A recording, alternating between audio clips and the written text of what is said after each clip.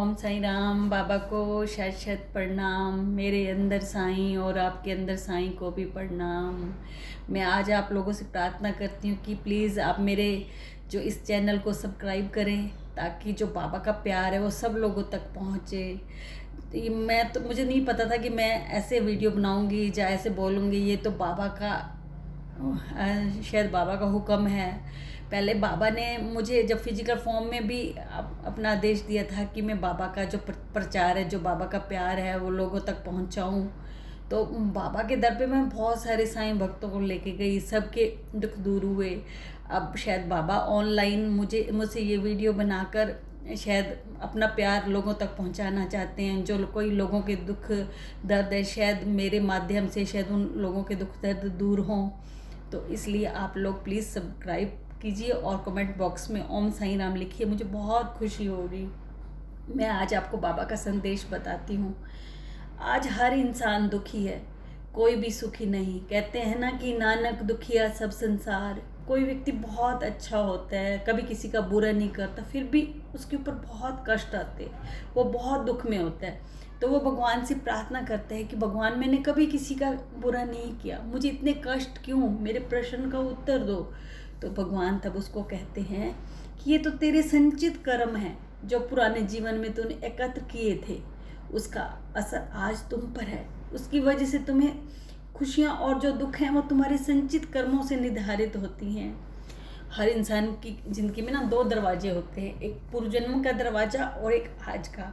जो पूर्वजन्म का दरवाज़ा है ना, वो इंसान को उसके कर्म की सजा देने के लिए ना लालच देता है, उसे कई सपने दिखाता है।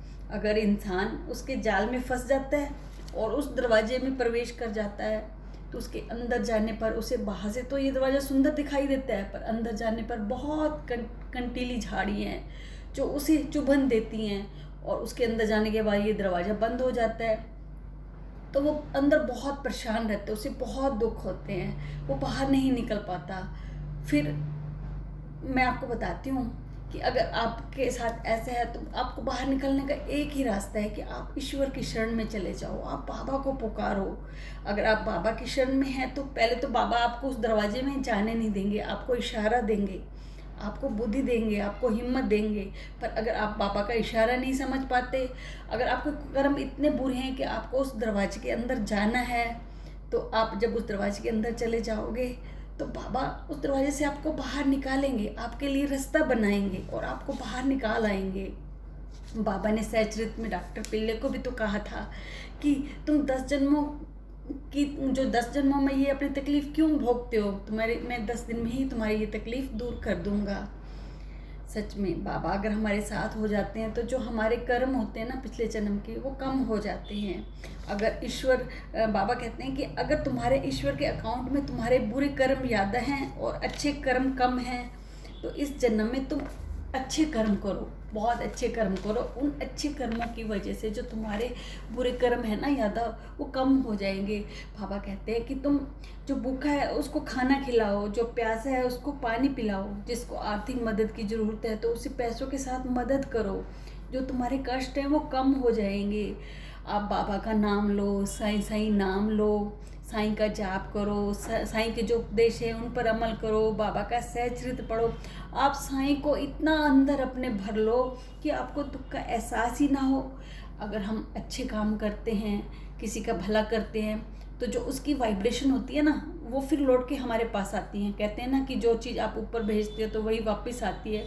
तो आप अच्छे कर्म करोगे तो अच्छी अच्छी चीज़ें आपके पास वापस आएंगी।